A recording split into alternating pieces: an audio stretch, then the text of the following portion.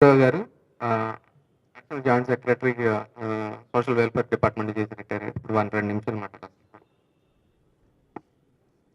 సభకు నమస్కారం.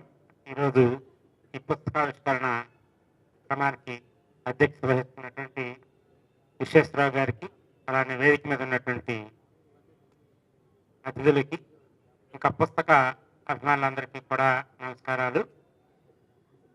మరి ఈరోజు ఆ పుస్తక స్మైల్ రచనలు అనుశీలన అనేటువంటి పుస్తకావిష్కరణ,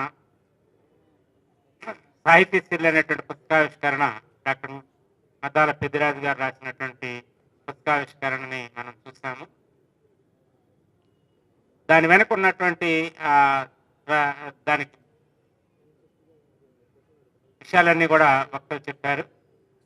మద్దాల పెద్దిరాజు గారు మరి మా దగ్గర చదువుకున్నటువంటి విద్యార్థి, నాతో కలిసి పనిచేసినటువంటి ఉపాధ్యాయులు, చక్కటి మరి విధానాలు, వారి యొక్క ఆలోచన విధానం కానీ, లేకపోతే తోటి వారితోటి వారు చేస్తున్నటువంటి పని విధానంలో కానీ చాలా సృజనాత్మకంగా ఉంటుంది.